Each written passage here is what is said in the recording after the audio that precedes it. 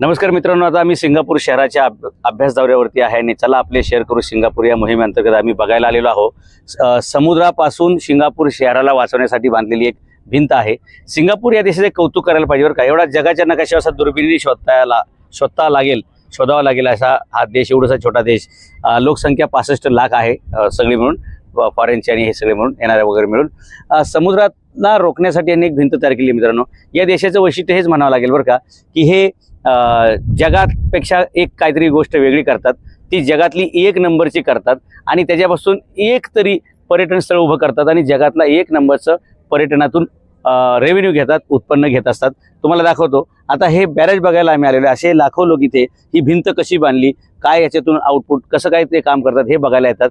त्याचबरोबर तिकडे तुम्हाला समोर दाखवतोय ती जी जायंट व्हील आहे बघा, ते गोल व्हील, त्याचे सुद्धा यांना पर्यटनातून पैसे मिळतात। हे समोर एक सॅन बाय द वे नावाचं हॉटेल आहे, जगात एक उत्तम, ज्यातली एका रूमचं एका रात्रीचं भाडं आहे 80,000 रुपये आणि त्याच्यावर जी झाडं दिसतात ना, त्या डेकवरती जाण्यासाठी $35 तिकीट आहे। म्हणजे जवळपास 2,500 ते 3,000 रुपये नुसतं वर टॉपवर जाऊन सिंगापूर शहर बघण्यासाठीचं ते फी चार्ज करतात। इथे लोकांना सुद्धा बघा वर येण्यासाठी असं एक गोल सर्कल बनवले, त्याच्या सुद्धा हजारो पर्यटक घेऊन त्याचा आनंद घेतात। शिवाय तुम्हाला त्या सगळ्या ज्या काळ्या काळ्या बिल्डिंग दिसतात ना, त्या सगळ्या बिल्डिंग्समध्ये म्हणजे जगातील सर्व मुख्य बँकांची ती हेड ऑफिसेस आहेत। म्हणजे जसं लंडन हे युरोपचं आर्थिक राजधानी आहे, तसं आशियाची राजधानी म्हणजे हे सिंगापूर आहे। आणि हे सिंगापूर एवढा चतुर देश आहे की येणाऱ्या प्रत्येक संकटाला ते संधीमध्ये कन्वर्ट करतात, येणाऱ्या प्रत्येक चॅलेंजला ते अपॉर्च्युनिटी समजतात आणि त्यानुसार त्यांनी आपल्या देशाला म्हणजे 1965ला स्वतंत्र झालेला एवढासा देश आज जगाच्या नकाशावर त्याचं केवढं मोठं साम्राज्य आहे।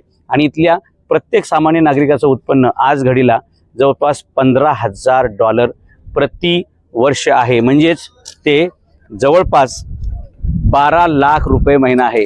लक्षात घ्या, 1965ला स्वतंत्र झालेला छोटासा देश आज त्याची सर्वसामान्य माणसाचं वार्षिक नाही का, महिन्याचं उत्पन्न आहे 12 लाख रुपये, म्हणजे यांच्या किमतीमध्ये $15,000 प्रति व्यक्ती, बरोबर।